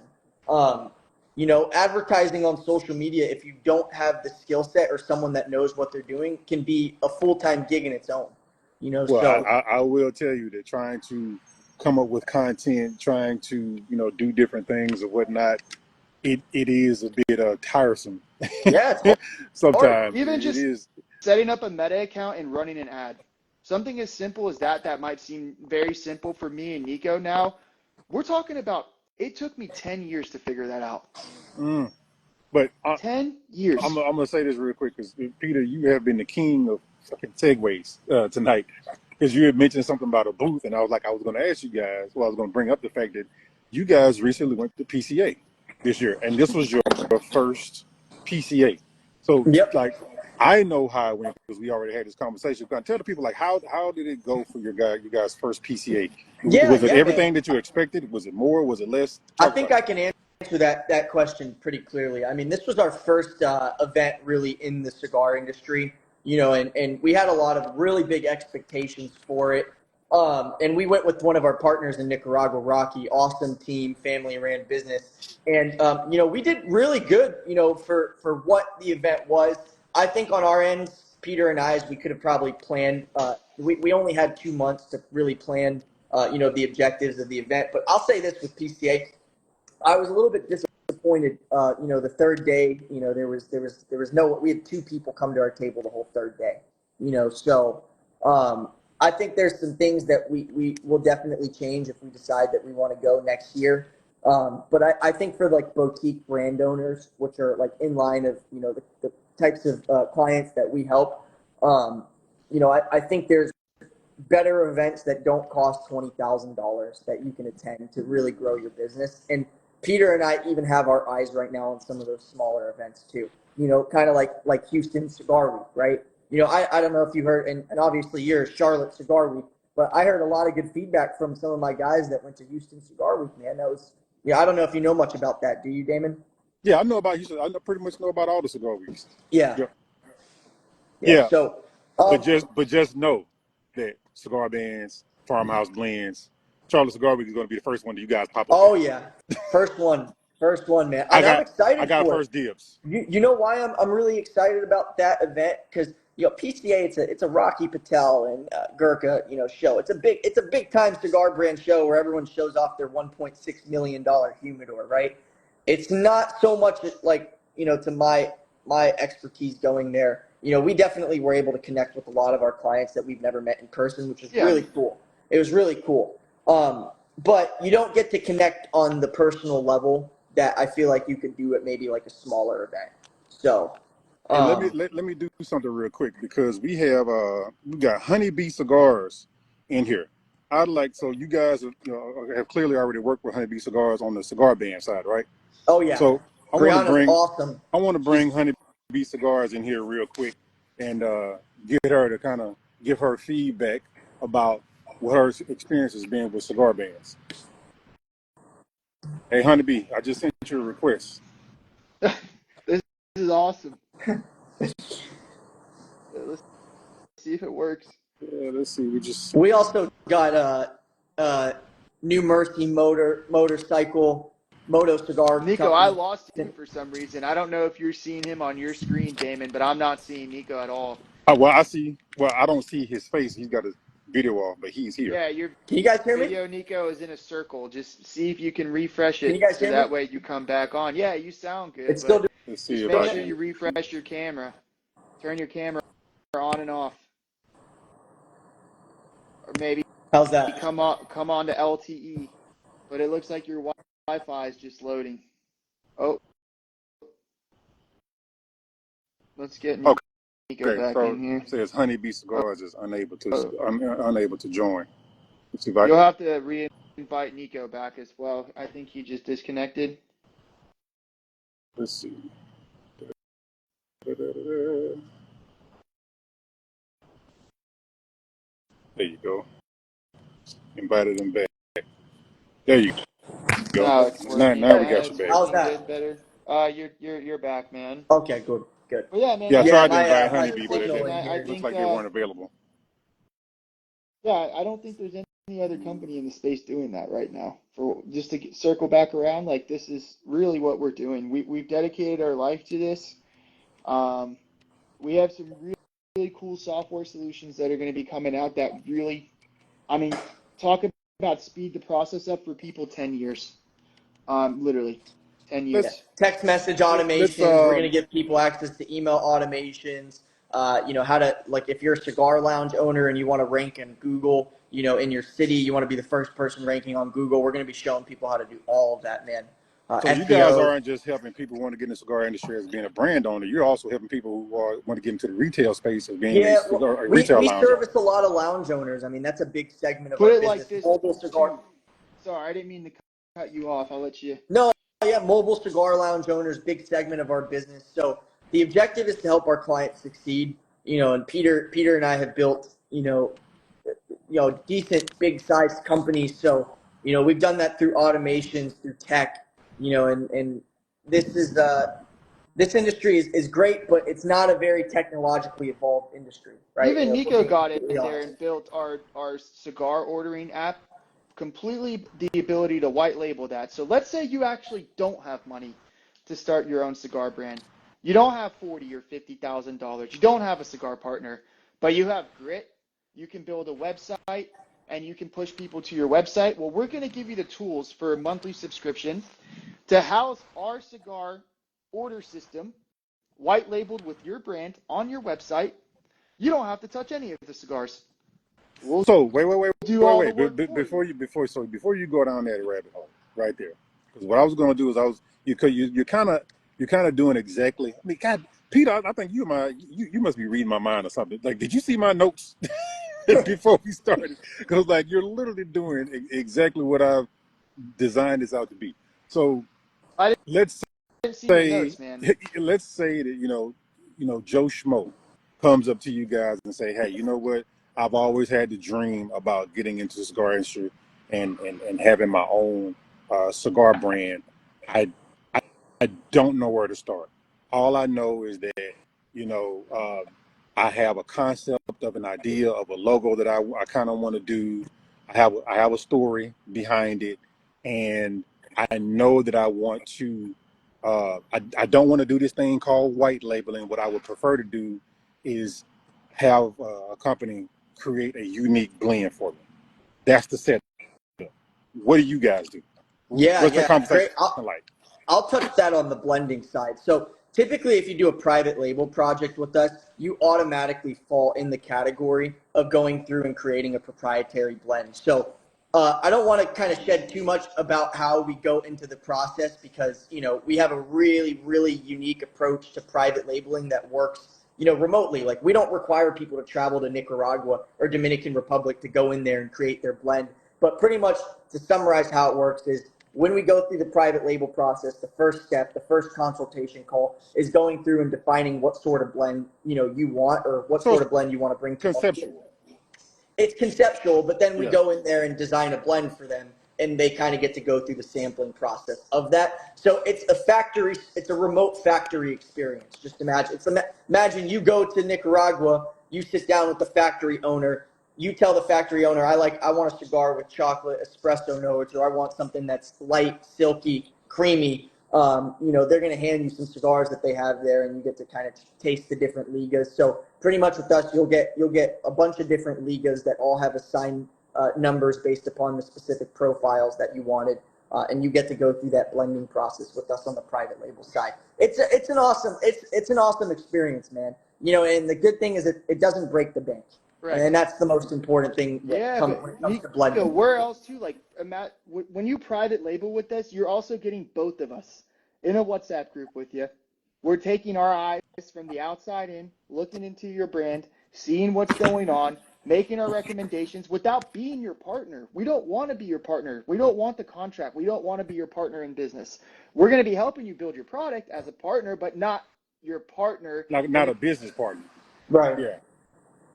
You Not in not maintain in and retain not the in equity in your not in company. not even an even ownership just the business fee partner. that we could be charging just for the consulting and forget about the private labeling. And we would probably make more money doing that, and it'd be a lot less challenging. Yeah, I agree. So if I'm understanding this correctly, and again, I'm already in on the inside, so I understand these things. But just for the purpose of this video call, what I understand is that you guys are basically you're a one-stop shop for someone trying to get into the cigar industry. You pull all these, you keep them from basically having to go to all these different steps and all these different places to get the same thing, but you pull it all into under one umbrella and say, hey, Yeah. we're going to do all of this for you. We're going to help you Yeah, do all this. the objective is to streamline the process. There's a concept in business called blitz scaling, Mm-hmm. presented by Reid Hoffman. He's one of the founders of LinkedIn. And pretty much what the concept of blitz scaling says in a nutshell is, the person that brings their product or service to market, the fastest is ultimately the person that will win. Now, I will say this, right? In the world of cigars, there's nothing like age, especially when we're talking about, designing a premium blend. And that's all things that we have completed over in Nicaragua. But our objective is to remove the clutter that's in a lot of our clients' heads when they want to start a cigar brand and help them develop their line if they have the vision, if they have the passion and drive, without all the mental obstacles and hurdles that would stop someone from completing their business venture. Which, Damon, there's a lot of obstacles and hurdles in this industry. I mean, it's not. I'll touch on this again. It's not an easy space to get into. There's big learning curves. You have to understand taxes, licensing, how to work if you want to get your cigar into a cigar lounge. So yeah, I mean, I don't like to use the word one-stop shop because there's always things out there that we might not provide. Like, we're not going in there if someone wants to build a humidor in their lounge, we're not building their lounge humidor, things like that.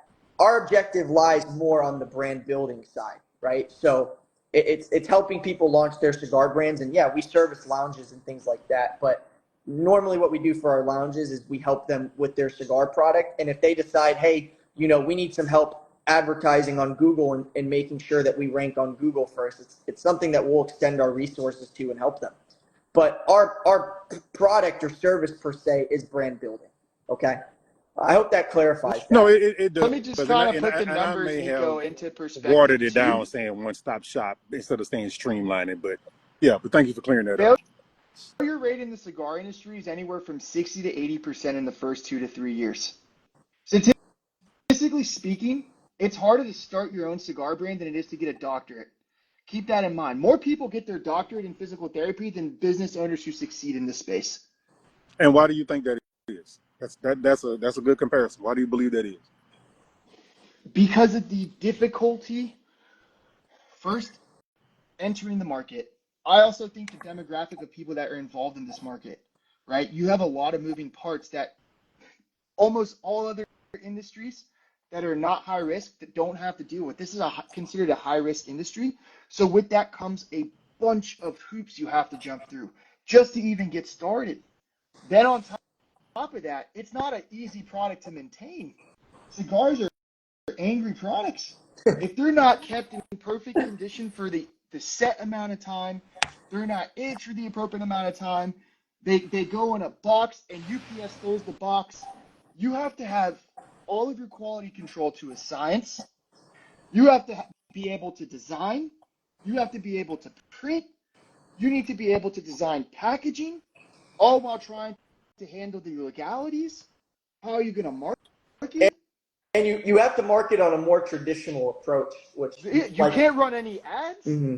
Half of the time you post a post on Facebook or Instagram, they remove your post, and we just got our TikTok account banned after what, 4,000 followers? Oh Yeah, yeah, something like that. TikTok is really bad when it comes to anything tobacco. You can't set up tobacco, a local liquor, or AGB firearm phone line. related. You can't set up a phone line. You can't set up an email. Most of these people don't even know how to do that with a normal business. Right. So, yeah, I mean, to kind of summarize that, yeah, I mean, we're here to help people build their cigar brands, blends, bands, boxes, but we're ultimately here to ensure that our clients win. I'm not in the bit. Listen, it's very expensive for Peter and I to do a private label project for someone. They order 1,000 cigars and then they never re-up on the supply because their business wasn't successful. It actually costs us more money on the private label side for someone to do 1,000 cigars and never scale their business. So when you do a private label project with us, we're invested in the business to ensure that we scale. Because I'll kind of give the example. It's like, we got a big retailer and their project blows out of the water. I mean, that's our version of the lottery ticket. So why wouldn't we invest our time and resources and capital and energy in order to ensure that our partner is successful on that side? I have a question for you guys, and hopefully this is something that you can weigh in on. So this question is coming from a lot of the stuff that I see in the cigar builders group on our WhatsApp group, right? Two things, and what actually is really one thing, or it's like a subcategory. But what it is this: anybody who comes into the business, into the industry, and they want to have their own cigar brand, many of them, most of them probably, have the mind that, well, I want to have my brand sold in retail stores, right? The vast majority. Yes, the vast majority want to have their brand sold in retail stores. Now, of course, you can go the route of you can go a B2B, or you can go direct to customer, So there's advantages and disadvantages to both, because, if you sell direct to customer, then you make more profit because on each sale, right. But you're making more margin, but you're not making more profit because there's not as much volume. Right. Yeah, that is exactly right. Yeah. You're not making the profit because you don't have the volume. But on the flip side, you sell B2B, you're making the volume, which means you're making more profit, but you're making less margin, right? Mm-hmm. But here's the other thing that goes along with that. is that now when you're selling direct to retail, you should be B2B rather, Hmm. you have to have boxes. You have to have boxes, Your overhead cost goes up. which is an added cost, you Right. know. And you know, in the cigar industry, we know there's always, you know, some box shortage because there's a wood shortage somewhere or something like that, right? And then, of course, like I just said, that adds on another cost to it, right? But the biggest thing to me is there's 50 million cigar brands out there, and Right. every last one of these brands are good to somebody, right? But as someone who used to work in the cigar lounge, as someone who's been as a boutique cigar brand broker, and also a tobacconist consultant, if just because a cigar is good doesn't mean it's going to sell. There's lots of No, good cigars no. that don't sell. Right. It could be the right price point, doesn't mean it's going to sell well, right? There are brands, I'm not going to name them, but there are brands that we know and love that, like right here in my market in Charlotte, they'll sell really well in some part of Charlotte, but in another part of Charlotte, it's almost like you can't give them away, 100%. So my question to you guys is this: what do you see is the biggest, and this kind of a piggyback of what you were saying, Nico. Mhm. What do you guys see as the biggest reason why Mhm. new cigar brands fail? Yeah, yeah. And it's an easy question, right? I think in the cigar industry, and honestly, in any industry, I mean, even a company like ours, Farmhouse Blends and Cigar Bands, there is riches in Yep. niches, right? So Dude, this dude read my mind. ultimately, what that means is, especially at the beginning stages of your company, you don't need your product to sell to everyone and everybody. I see a lot of companies, they want to follow in the footsteps of AJ Fernandez, Padron, and they want to put their last name on the cigar because they think that's what builds a legacy and long-lasting business. In fact, that's the complete opposite of what I'd recommend to do. The retailers that we partner with that have the most success, they're hyper-focused on a specific type of buyer. I'll give you the example, Silent Hero Cigars, Bryce, he does a lot of work with veterans with PTSDs. First Responders Coffee is another First Responders coffee company that we produce Bandz for.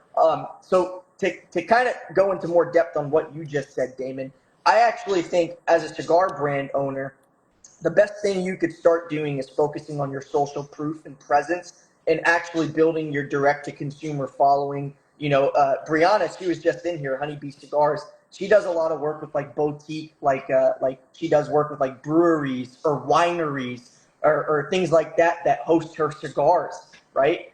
And she's very active online. She's grown a very good cult niche following. So and ultimately what that does is it enables cigar shops or lounges to eventually want to purchase your product because you have social proof. There's already people purchasing your products online. So for example, with Bryce over at Silent Hero Cigars, he did such a good job building his presence online, and working with veterans. Eventually, he had cigar lounge owners that were also veterans purchasing his product and paying him a premium on the cigars because they supported his movement and his online brand, right? So I think the reason I see a lot of people in this industry fail is because they look at a company like Drew Estates and Davidoff as inspiration to launch their brand. Those guys can literally release a pile of dog crap and distribute it through their sales channels and still make $3 million in gross revenue. A boutique brand owner, they're not going to be able to go into a lounge and just say, hey, here's my product. I want $300 a box. Most lounges, if you don't have social proof or present, they're going to want your cigars on consignment. And consignment means you don't get paid unless the cigar in that shop gets paid. And that's a retailer's worst nightmare. You don't want your inventory held up with no guarantee that the cigars are going to sell. You want to sell your merchandise. Yeah, So, it's called inventory yeah, turn. Every yeah. retailer has a different inventory turn number. And I won't even bother getting into that tonight. But every retailer has what you call an inventory turn number, right? And it kind of depends on their store or whatnot. How often they turn over this particular line of merchandise, whether it's 1 month, 2 months, 3 months, 6 months, whatever the case is. But whatever their inventory turn number is, if your product's coming in and it's not matching or beating that inventory turn number, they're probably not going to re-up. No, No, you have to build your online presence. It's 2025. I mean, AI is practically taking over the internet at this point. If AI is going to do it, you better believe you're on it too. So Yeah. that's just the reality, man. It's you have to have social proof. You have to define your niche. You have to connect with your ideal buyer. You have to build content and posts that resonate with them. That's something that Peter and I do very well. I don't listen. We don't. There's people that want to purchase our cigars that we sell that are not interested in starting brands. We turn them down, Mm. Damon. When people come through our site just trying to buy cigars from us, we turn that business down. Those are not our ideal clients. Our ideal clients are here to build their business, right? And we're very focused on our niche and our ideal client. I mean, you go on FHBtraining.com or even our Farmhouse Blends website or even CigarBandz.com. It's clear in bold letters who we do this for, who we service. So as a new time cigar brand owner, define who you service, define who your key client is, and build your product offerings, your content, your advertising strategies, build your brand mission around them and what they resonate with. And here's the beautiful thing is, yeah, you might think that's small scale and you're spreading your options too thin. Once you have people buy, once you're selling 5,000 cigars a month, then you can expand your horizon and move into different markets. But until you're moving 5,000 cigars a month, 3,000 cigars a month, niche down, focus on your ideal buyer, make sure they resonate with your brand, make sure your product offerings and content are in touch with who they are and what they want to represent. And then after that, yeah, segue into different markets. But don't over diversify yourself and set a really high target. And you know what, Damon, men are notorious for this. Kevin O'Leary says he invests in 80 to 90% female-ran businesses for this reason. Men are notorious for setting extremely high goals and then not following through with that. Over, So almost kind of like over promise, under deliver. yes, yeah, it's because we, men, we all want to take over the world. It's Right. it was that's our objective. But set realistic goals. Don't shoot yourself. If you've never started a business before, don't say you're going to sell $4 million in 1 year. Because then what's going to happen is you're not going to hit that target, and then you're going to get unmotivated, and you're going to push the business aside. So set realistic goals. Well, let me That's it. ask you guys this. It's kind of in the same vein of this. So again, just kind of going back on the thing about B2B or direct to customer. When you guys sit down with a new client, right, who wants to get into this space, right, they haven't made up their mind whether or not which direction they want to go, direct to customer or B2B. No. Do you guys have a conversation with them about that, or you completely Always. okay? So you do, all right? Always. That's 100%. We won't, and I'll tell you this: a lot of people are on the fence about that, even as they're ready to purchase. Which good for them. Hey, you're ready to kick off your business. You want to blitz scale. You want to enter the market as fast as possible. But yes, my team, including me, we're instructed to have those high-level conversations with our clients because this goes back to the core fundamental of our business, which is ensuring people succeed. I'm not in the business of providing someone cigars and they order the cigars and then they never order again. Our business model thrives off not having churn, which churn is, retaining your clients. Our business model thrives on retention. Right. So, with that being said, there's a certain level of education that has to, go through the process of helping our clients succeed. Well, so let me ask you this then. So let me just kind of throw this in there, and if you can't answer this on live, then I'll respect it. But hopefully you can at least kind of touch on it a little bit. When you're having that conversation with your client, trying to see how to ask this the right way. When you're having that conversation with your client for that to help them determine whether or not they want to go direct to customer or B2B, what are some of the kind of questions that you're asking them to help them come up with that determination? Yeah, great question.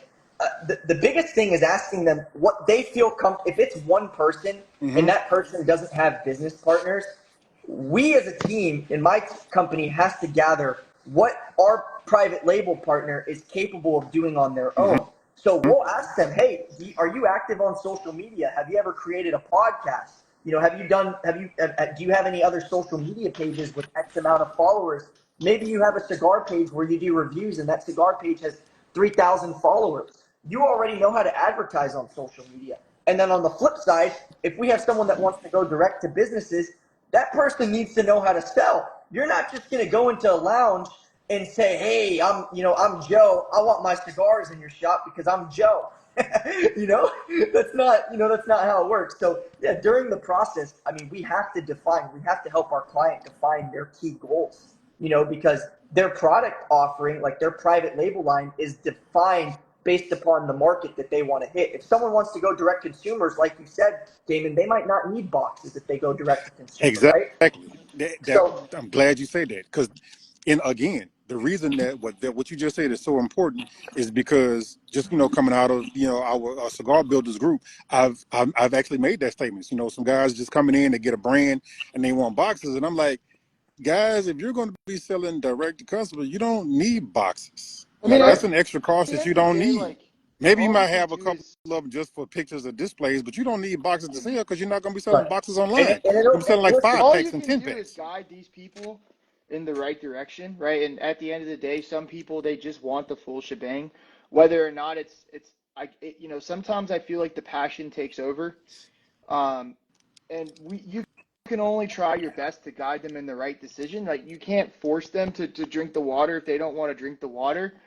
And at the end of the day, if they want boxes and that's the direction they want to go, then Yeah, yeah, and it's we'll have to do what the ultimately customer wants. But it's ultimately their brand, but it's very clear that is something. If you're going direct to consumer, that's going to drive your overhead costs significantly. I mean, cedar boxes are not cheap, man.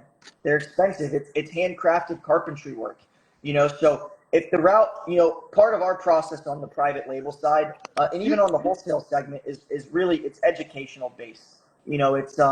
It's defining what our clients' objectives are, and ensuring that they're able to do something that works within their means, right? If you own a mobile cigar lounge business, you might not need to do a private label line, right? You might not even need boxes. You might not even need the bands applied to your cigars. You might need X amount of cigars in a really high quality band. That way, you have your presentation, because maybe at your events you're only selling 200, 300 Hell, cigars. You somebody can like still, that, they just need trays. yeah. yeah, hey, Trace, you You would can be Trays. better off taking that money if you're selling to consumers and putting it directly into marketing or events, right, in my honest opinion, right? If you're going to the way I kind of look at it, right? You got it, and I think Nico, you hit the nail on the head. You identify who your customer is. Am I going a consumer route or am I going business? Now, if I'm going the consumer route, that's going to be a marketing problem. You better like marketing. You better right, like to get out there and go do the events. Now, if you want to sell to businesses, then you need to understand operations.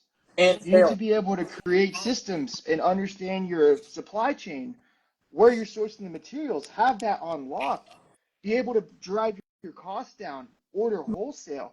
Right. Now, you need to understand how to communicate with other business owners, make yourself presentable and palatable to other business owners. That's a very different look than consumer brands. Very different look. Completely Completely different different. look. Completely different skill sets needed. Now, you can always do both, but that takes time. Yeah. And I say this like anything, like goes back to what we were talking about defining your niche. This also falls in line with your sales strategy. You have to focus. You have to spend, if you say, okay, I'm going to focus on just selling to lounges, that's my objective. You need to spend 3 to 6 months doing just that, not focusing on anything else. I've been the type of person that has shiny object syndrome, where I see an opening in the market and I'm like, okay, I can do this. And then the next week I'm going to do that. And then the following week I'm going to do this. And what that ends up doing as a new time cigar brand owner, it distracts you from what your initial objective and goal was. So if you intend on getting into the space and you say from the start and you tell me on the line or one of my team members, I'm only going to go business to business, you need to spend at least 3 to 6 months just focusing on getting into lounges and retail locations before you jump ship. Because it's not fast. You're not going to make $1 million in 3 months, guys. I mean, you can. Yeah, listen, I'm not saying anything's impossible, but slow and steady wins the race, and a Yep, focused heard that mind many times. a focused mind is a solid mind, So So let me Um, ask you guys this here, and I'm not asking you to pick favorites. That's not what this question is. You guys have a pretty good, a big book of business when you look at farmhouse blends and you look at cigar bands and whatnot. So out of the companies that you're working with, not the guys you're producing cigar bands for necessarily. I guess it can include that. But between the companies that you're working with where you produce their bands and also on the farmhouse blend side, which companies really stand out to you guys and say, hey, you know what? I really love their concept. I really love their story. I really, whatever it is that you really love about them. Like, name some of the guys I who really love stand out. I love that question, Damon. I really do, because part of my job is connecting with my clients, right? Like, I build lifelong relationships with people. I mean, I've been like that always, but for me, understanding why my partners and clients started their business and how they entered the journey of entrepreneurship is really important, because it helps me define whether or not someone is actually going to be successful. You like to talk about this a lot, Damon. It's like, what is your why? Like, why are you getting into the cigar industry? And it's really important towards a person's success, because that's what keeps you going. When shit hits the fan and you're exhausted and you had no sleep and your kid was crying through the night and you pulled an all-nighter, a lot of people throw in the towel, but your why is what keeps you going. And I ask my brand owners the same question that you asked me. And the ones that, I have a particular interest are, and I'm not going to name any names for the sake, this video, because I don't want to single anyone out, because I love all of my clients. I want to make that very clear. I have the people I work with directly, I have very strong relationships with, man. We talk all the time. But I will say this, the ones that I see succeeding, the most based upon their numbers and their performance on volume and how many bands and cigars they're purchasing, are the ones that are hyper focused on a specific niche. So, and I'll leave it at that. And we have a lot of retailers and partners that are doing very well, that have kind of honed in on their why and who they serve. And if you can hone in on your why and who you serve and build your advertising funnels and structure to really resonate with those people, in no time you could be selling 3,000, 5,000 cigars a month. And if you do the metrics on that, that's a phenomenal living. I mean, that's a company right there. If you're doing direct to retail sales, I mean, that's good revenue. So There's riches and niches, man. yeah. Yeah. So one of the final questions I'm going to ask you guys is this. Now, this is a question that came from an interview that I did where I was the guest on his show. I'm a guy, Antoine Reed. You guys may have met him when you went to PCA. I think you introduced me to him. Yeah. You know what? I think I probably did, like via Instagram. Yeah. Yeah. Matter of fact, I did. So he has an Instagram live show called Deep Cuts, right? And he interviews lots of people in the cigar industry. One of the things that he and I talked about on our interview was, and something that he sees as an epidemic, especially at the time. I've actually seen a little uptick since then, but at the time it was an epidemic of companies, especially existing companies more than anything, existing companies not having a story. Like he said, now I'll quote him, I can't count how many times I see some press release come out or something that come out on Half Wheel where some company is coming out with a new cigar and they'll say cigar name, country of origin, manufacturer, I mean, the name of the factory, wrapper binder filler, that's it, right? And he said, what a lot of cigars these days are missing is a story, right? Like not a bullshit story, but a good, authentic, relatable story behind the actual cigar. So my question to you guys is, when you're working with people, are you helping them develop a story, or do a lot of people already have a story and you're just helping them just kind of flesh it out a little bit more? Yeah, I think it really depends on the objective, right? I think on the private label side, we definitely spend a lot more time on that, especially for people that are going more of like the business to business route. Because if you're trying to go the business to business route and you want to sell the story to lounges, there definitely has to be some sort of appeal to that, because when the lounge is picking up your product, they have to explain why this cigar is a better buy than the other cigar sitting to the left and right of it, right? So it really just depends on your market, but I couldn't agree with you more. I think there's a lot of cigar companies that are moving away from that approach to advertising, and I do think it's a mistake, right? So like, I like to break down the private label projects by series, and so do most other companies. So for like the sake of this demonstration, let's just say I wanted to start a cigar line the first series I release is XYZ series, right? And let's just say I release XYZ series the first year, okay? So within the first 3 months, I release cigar X. The next 3 months, I release cigar Y. The next 3 months, I release cigar Z. XYZ series should have, some sort of story, right? Let's just say it's your company is I don't know. Let's just say, for the sake of this demonstration, you're doing it based upon boxers, right? Like fighters, Mm-hmm. And let's just say your cigar is called Championship Cigars, right?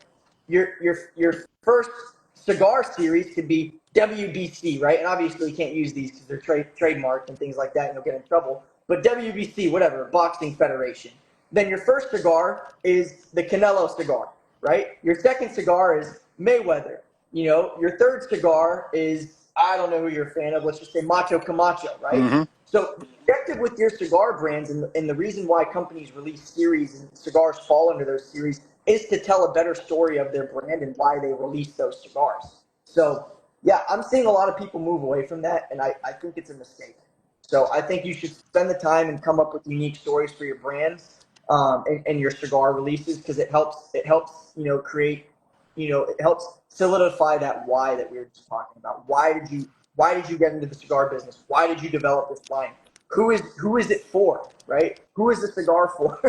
Is the cigar for boxers? Okay, cool. It's Champion Cigars. I got one for Canelo fans. I got one for Floyd Mayweather fans, right? And I pay Floyd Mayweather and Canelo 10% of the revenue generated on the sale of their cigar, right? So I hope that answers that. It does. Peter, did you have one? You want to say something about that before I make this next statement? I think it just depends on your customer, man. Like, I don't get into storytelling when I'm selling a naked bundle to someone. And because that's going to be more objective in nature, right? Mm-hmm. So it just depends on who you're speaking with, what you're trying to sell to, what your ideal audience is, and your niche. Now, I think what's going on is the way storytelling is happening now. It's changing. I don't think people are having traditional stories where it's them sitting at a campfire and telling the story about how their cigar came to life or their cigar band came to life. I think there are multiple ways to kind of skin the cat now. And there's a lot of different ways to go about telling your story. And that could be from creating UGC creatives, having other people tell the story for you, running social media ads, posting memes, right? There's so many different ways to basically present your brand depending on where you do it. Now, let's just say you're a mobile lounge owner, you're just at an event, like the guy we talked to earlier today doing an Oktoberfest event. He probably doesn't really have to tell his story too much. If there's an event with 85,000 people showing up to it, he's probably going to be so swamped, he's not going to have a chance to tell his story. People are probably just going to come and buy the cigar because it's convenient. Right. So I think it really, really comes down always to who is my target customer, how should I get my message to them, and what medium am I going to choose to deliver that message? Because there's probably unlimited ways to tell the story. It really just depends where your customer is and where you're going to meet them. Yeah. I think you hit the nail on the head. It really ultimately is determined by your niche and your ideal buyer. Is a story going to help your ideal buyer make a buying decision? So if you don't feel like it is, let's just say you go to golf courses and you do like live rolling. You can, instead of telling the individual cigar story, you can tell your story about how you got started rolling cigars, right? So it really depends on the way you're selling your cigars. I think for something like direct to consumer, Damon, I think it's a little bit important, but it's also just as important to have a fully functional website that people can purchase your cigars, and there's really nice product images on there. So these are all things that you have to do with time. That also really does tell your story. Your email outreach can tell your story. Your SMS messages can tell your story. So we send, yeah, exactly, Peter. We send a series of email marketing campaigns. We tell our story. Yeah, we send out like business-related email marketing campaigns to people that want to start their business. And one of the ways that we do that is through storytelling of other brands. So we talk about other success stories. people that have succeeded in the cigar industry, that have been in the space for 50, 60 years. But that kind of falls in line to what our story and objective is, which is helping people build their brands and showcasing success stories, if that makes sense. So yeah, there's a lot of ways to do it. We're telling our story now. I mean, this could be considered like non-cigar traditional. We're sitting on an IG live. Yeah. Like this wasn't around 40 years ago. You Right. know what I mean? Like, but we're so blessed to have this. Like, how could I sit here and be like, this is not the right way to do it? Like, I don't think that's true. I think the industry's changing. The whatever we're doing here, this video is recorded. You can now take this video, download it, clip it into 50 segments, and have social media content for the next month. Turn the winning reels into ads. Take those important posts, send them in emails, right? Send it to your friends. On YouTube. Share it with people. Post it on YouTube. Post it on Twitter. Post it on LinkedIn. Yeah. I think volume. I personally believe volume outweighs story. I know this is probably not a popular opinion. I think so many people get caught on telling the perfect story, but if they only tell it to one person, then your story is not going to get heard. There's two ways I think, Damon, you can really build a brand through social media, and this is something Peter and I have always discussed within our business. You have the volume approach, which is spreading your story across all different platforms and not really worrying about how edited it is. Like, we'll probably take this video, and even though none of us has edited it and posted it on CapCut or things like that, and we'll probably post this on YouTube Shorts, Facebook, things of that sort. Or you can take the quality approach, which is posting really high quality videos where, maybe it took us, instead of us doing this in a single night, let's just say it took us 4 nights to do this, because then we had to edit it, do all the post processing. So we spread a lot of content across a lot of different platforms. Like, I don't know if you follow us on YouTube. Are you on YouTube a lot, David? Dude, it's to the point. It's to the point where I'll be flat out real with you. On one of our pages for 1 month, I posted 15 videos a day. 15 videos a day to our page. 15 videos. 15 videos. I couldn't post any more videos because the platform was limiting me. They said you can't post anymore. When people, I don't think people really understand. Like, right, there are multiple ways to skin the cat. You could post something tomorrow, go viral, and then change your life forever. Right. But you have a better chance of hitting that if you're posting 15 times a day. Now, right, I kind of think of branding like Alex Ramosey's hit the nail on the head when it comes to branding, like a bouquet of flowers. So when you're first starting out, you don't have the bouquet of flowers. You have to grow the flower pot. You have to build the pot. You have to grow the plant. So the fastest way to grow the plant is to post a lot. Right. Figure out what works. Then start leaning into those and build your marketing campaigns around those types of posts. For us, it was memes in the beginning. We were posting a lot of memes. Nico was posting a lot of pictures of the Bandz to show the product, right? One of the main principles in marketing is your product. Nico was also posting informational type videos, the storytelling type, the old cigar stuff. You have to integrate the old stuff, the new stuff. You have to test. And be willing to also maybe go into left field. I never thought memes would do well in this industry. I mean, we're talking about dumb videos, like the stuff that was just like, rots your brain cells. Like, it works so well sometimes, especially if you know the ins and outs of the industry. Now, are we posting as much of that stuff now that we have a brand? Maybe not so much. We're being a little bit more careful. Once you have that bouquet of flowers and it's grown and you have a beautiful dozen roses, now you got to be careful that you don't stain one of the roses and the whole brand falls apart, if that makes sense. Yeah, that makes perfect sense.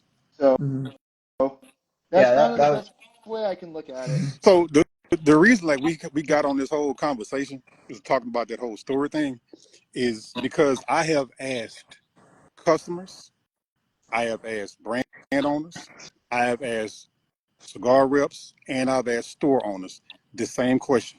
How important to selling cigars is a story, right?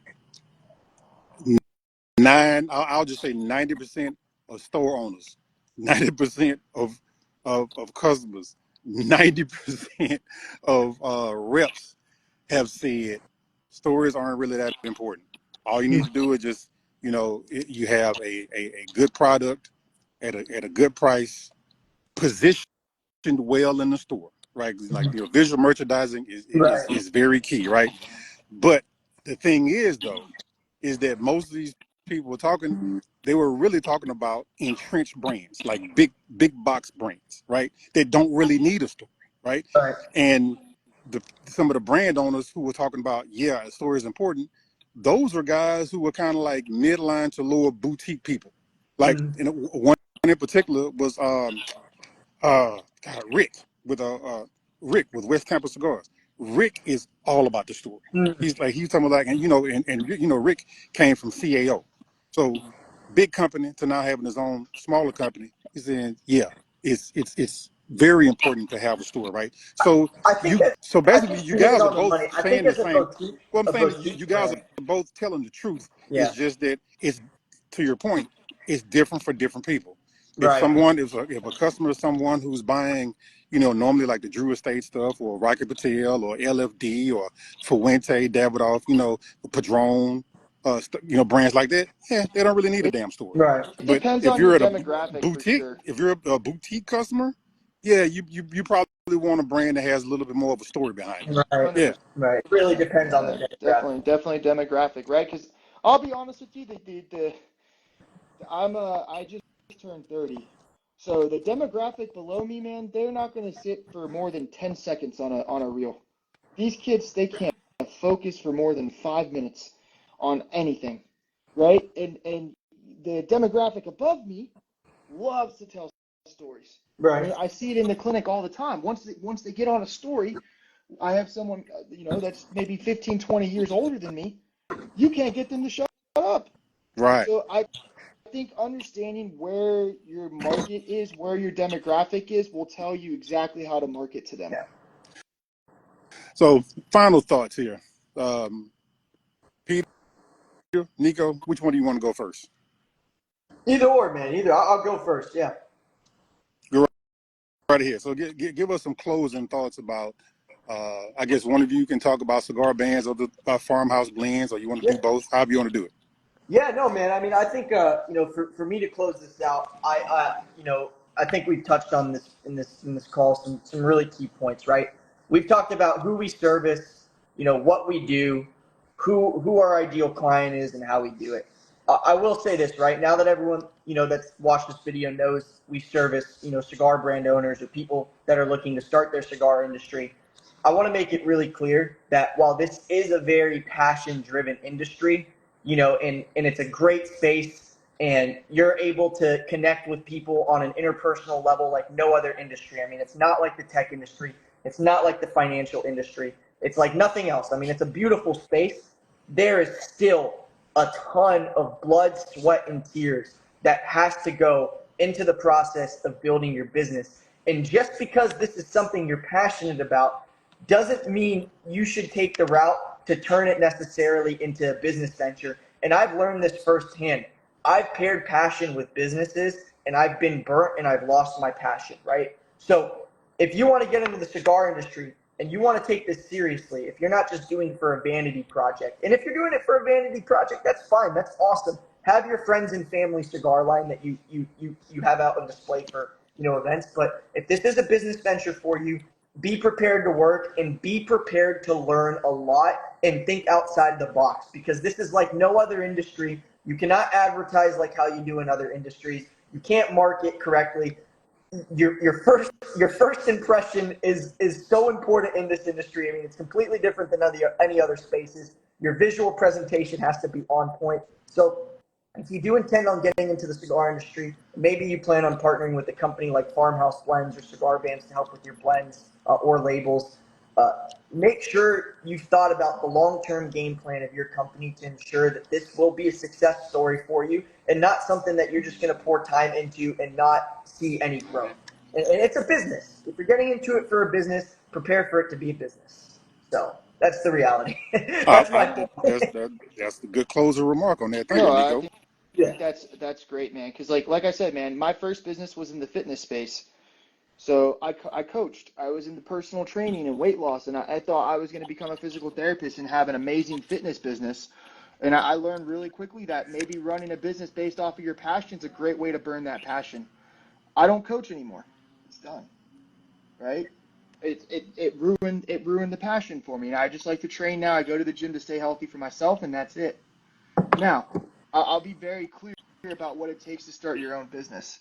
Because I'm a straight shooter. I know sometimes like it can come off as harsh, but I want to make it very clear. And this kind of goes in line with, what I think about my favorite brands who I've worked with, right? I'll leave you guys with this. The ones who win aren't the ones who wait. They're the ones who start. My favorite brands have always been the ones that take action, large amounts of it. The ones who sit around and take 6 months to think about maybe making a design are my least favorite brands to work with. You guys got to really think about whether or not you want to do this and take serious amounts of action. The action will lead you to move into the right direction. Take the data that you're getting. If it's negative after a few months, pivot. If it's positive, keep moving in that direction. But your inability to win will be because you did not take action. And we're here to help. Our community's open right now. You can join our community. Nico's in there. Damon's in there. He's also a consultant. We have hundreds of other members in there who are here to help you. Thinking about it really shouldn't be the answer, right? I think you can take some time to think about it, but if this is something that's been in your back pocket now and you're listening to this, you've made it to the end of this video, you're interested. You've watched this whole thing. You guys, man. You've watched this I wanted to whole give thing. Thank you. some of Yeah, the But guys that that means appreciate it, you guys. want to start a brand. The only way to learn how to start a brand is to actually start the brand. Keep that very clear. So that's it. Yeah, Thank if you you don't all. start, I you won't stop. appreciate you. If you don't start, you won't finish. That is exactly right.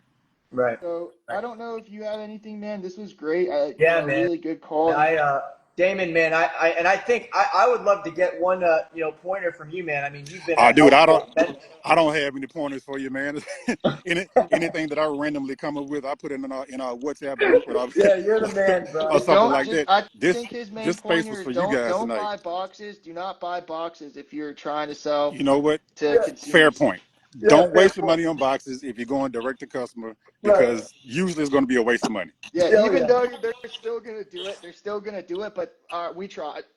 Yeah. Yeah, so if any of you guys watching right now, go ahead and follow them on Cigar Bandz. That's CIGARBANDZ, and then also on Farmhouse Cigars. So I want to give a big shout out, thank you to Nico and Peter for indulging me tonight and sharing a lot of information on their businesses.